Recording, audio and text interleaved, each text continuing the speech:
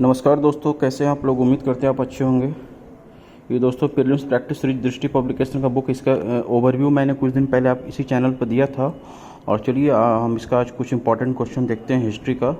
इसमें विभिन्न परीक्षाओं जैसे IAS, PCS, CDS, NDA, CA, PF, UGC, NTA, net में अभी तक पूछे गए या पूछे जा सकने वाले 2300 प्लस प्रश्नों व उनकी व्याख्याओं का संकलन है। 2300 प्लस अभ्यास प्रश्न है।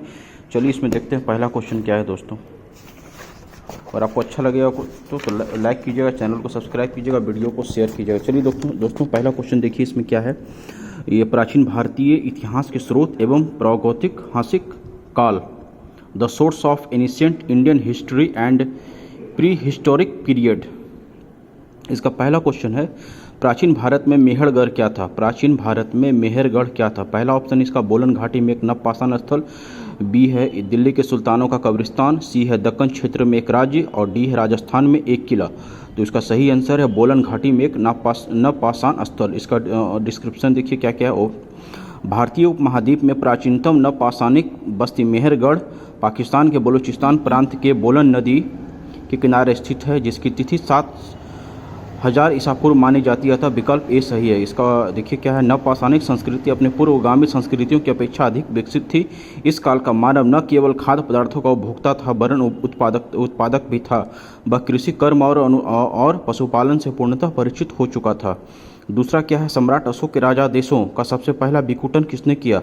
सम्राट अशोक के राजा देशों का सबसे पहले विकूटन डिस्फायर किसने किया। तो इसका सही आंसर है जेम्स प्रिंसेप। इसका देखिए क्या है, व्याख्या क्या है। James Prinsep east India company में एक अधिकारी के पद पर नियुक्त था। उसने 1837 में ब्राह्मी लिपि को पढ़ने में सफलता प्राप्त की। ब्राह्मी और खरोष्टी लिपियों का उपयोग सबसे आरंभिक अभिलेखों और सिक्कों में किया जाता है। अशोक के गिरनार वाले शिलालेखों का अध्ययन करके उन्होंने कुछ यूनानी शासकों के नामों की भी खोज की। प्रिंसेप को यह जानकारी प्राप्त हुई कि अभिलेखों और सिक्कों पर प्रियदर्शी अर्थात सुंदर मुखाकृति वाले राजा का नाम लिखा है। कुछ अभिलेखों पर राजा का नाम सम्राट अशोक भी लिखा है, अतः सम्राट अशोक के राजा देशों का सबसे पहले विकूटन जेम्स प्रिंसेप ने किया। प्रिंसेप के बाद फर्ग्यूसन, कनिंघम, एडवर्ड टॉमसन, बाल्टेयर, इलियट, स्टीवेंस और डॉक्टर भाऊदाजी, राजेंद्र लाल मिश्र जैसे अनेक पुरालिपिविदों ने भारतीय लिपियों के अध्ययन व अन्वेषण को आगे बढ़ाया। तीसरा देखिए क्वेश्चन क्या है दोस्तों। प्राचीन भारत की निम्नलिखित पुस्तकों में से किस एक में शुंग राजवंश के संस्थापक के पुत्र की प्रेम कहानी है। तो इसका आंसर है मालविकाग्निमित्रम। इसका सही आंसर। इसका ओवरव्यू आप पढ़ लीजिएगा, क्योंकि हम व्याख्या पढ़ेंगे तो समय लग जाएगा ज़्यादा, वीडियो बहुत लंबा हो जाएगा। इसको आप वीडियो पॉज करके पढ़ लीजिएगा। चौथा क्वेश्चन देखिए क्या है। पुरातात्विक अवशेषों के अध्ययन के संदर्भ में निम्नलिखित में से कौन सा कथन असत्य है। पुरातात्विक अवशेषों के अध्ययन के संदर्भ में निम्नलिखित में से कौन सा कथन असत्य है। तो इसका सही आंसर है सी, प्राचीन भारत में कागज की मुद्रा का प्रचलन था। प्राचीन भारत में कागज की मुद्रा का प्रचलन था। वीडियो आप पॉज करके इसका व्याख्या को पढ़ सकते हैं। पांचवा नंबर देखिए क्या है, अभिलेखों का प्रकार के संदर्भ में निम्नलिखित कथनों में से कौन सा कथन सही है। अभिलेखों के प्रकार के संदर्भ में निम्नलिखित में कथनों में से कौन सा कथन सही है। इसका सही आंसर क्या है दोस्तों। इसका सही आंसर जो है डी, पहला दूसरा तीसरा तीसरा इसका सही आंसर। इसको आप वीडियो पॉज करके आराम से पढ़ सकते हैं। अगला देखिए दोस्तों क्या है, छठा नंबर क्वेश्चन देखा जाए। ये मिलाने वाला है, सूची 1 को सूची 2 में सम्मिलित कीजिए। सूची 1 में लेखक है और सूची 2 में पुस्तकें हैं। ए पहला क्या है, A.L. बॉसम, और बी है D.D. कोसम्बी, सी है राजेंद्र लाल मित्र, और डी है K.L. नीलकंठ शास्त्री। इसका सही आंसर है बी, यानी कि A.L. बॉसम का बॉर्डर डैट वॉच इंडिया, और D.D. कोसम्बी का है an introduction to the study of Indian history. Rajendra Lal Mishra का क्या है, a history of ancient India, पहला ऑप्शन। और चौथा का क्या है, K.L. नीलकंठ शास्त्री का, तो चौथा का इंडो आर्यंस। और इसका व्याख्या ही आपके सामने है। 7वां नंबर देखिए क्वेश्चन क्या है, दक्षिण भारत और पूर्वी भारत के भौतिक अवशेषों के संदर्भ में निम्नलिखित कथनों पर विचार कीजिए। दक्षिण भारत और पूर्वी भारत के भौतिक अवशेषों के संदर्भ में निम्नलिखित कथनों पर विचार कीजिए। इसका सही आंसर है डी, न तो 1 न ही 2। इसको आप वीडियो पॉज करके आराम से पढ़ लीजिएगा। और 8वां नंबर क्वेश्चन देखिए, निम्नलिखित में से किसने महापाषाणिक मोगालित कहा जाता है।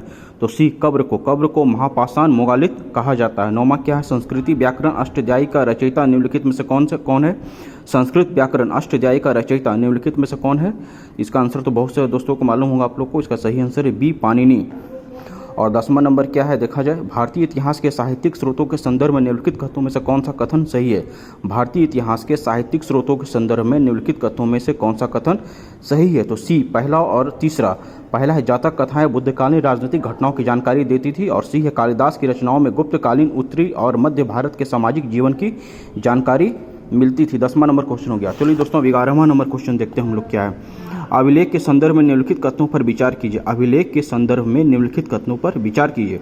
इसका सही आंसर है न तो 1 न ही 2।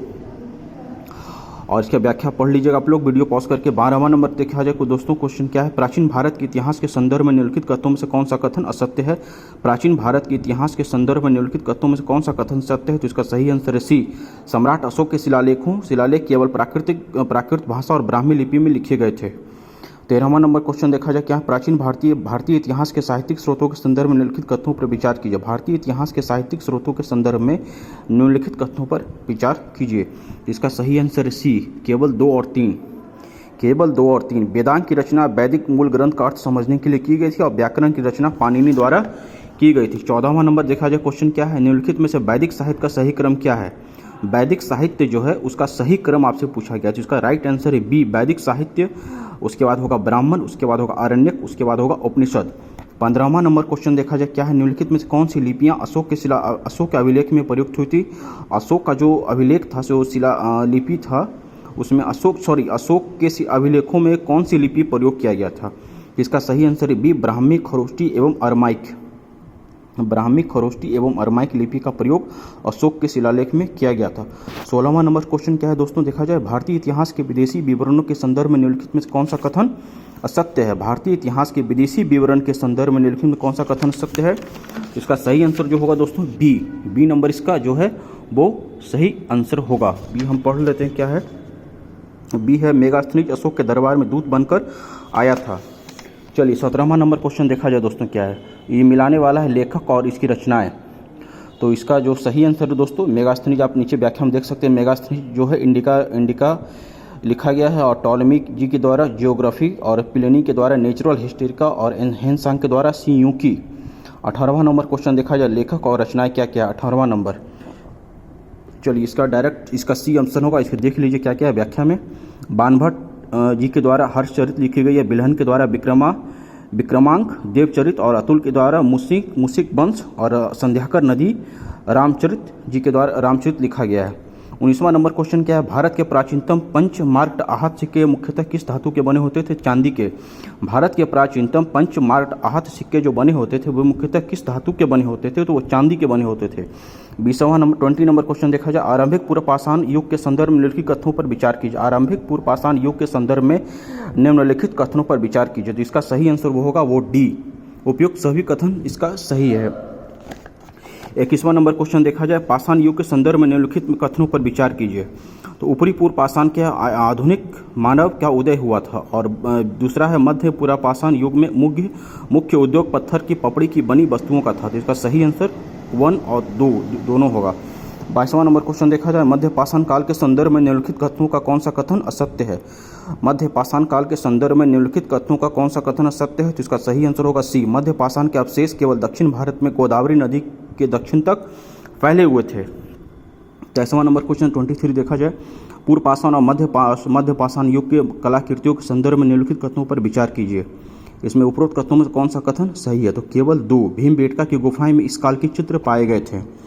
24वां नंबर क्वेश्चन, निम्नलिखित में से किस काल में सर्वप्रथम कृषि उत्पादन शुरू हुआ था। तो कृषि उत्पादन जो शुरू हुआ था नव पाषाण काल में। नव पाषाण काल में कृषि का उत्पादन शुरू हुआ था। 25वां नंबर क्वेश्चन, नव पाषाण काल के संदर्भ में निम्नलिखित कथनों में से कौन सा कथन सही है।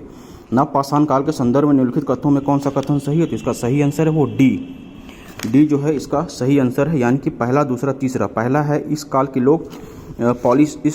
लोग पॉलिशदार पत्थर के औजारों का प्रयोग करते थे। दूसरा है कश्मीर के बुर्ज में इस काल के लोग गर्तावास गड्ढा घर में रहते थे। और तीसरा है इस काल में ही मिट्टी में बर्तन बनाने के लिए चाक का उपयोग शुरू हुआ था। ठीक है दोस्तों, आज मैंने 25 क्वेश्चन कराया। मैं फिर कोशिश करूंगा फिर नेक्स्ट 25 क्वेश्चन आपके सामने लेकर के आऊँगा। अगर आपको मेरा प्रयास अच्छा लगा है तो लाइक कीजिएगा, चैनल को सब्सक्राइब कीजिएगा, वीडियो को शेयर कीजिएगा। ठीक है दोस्तों, फिर मैं नेक्स्ट वीडियो में मिलूँगा।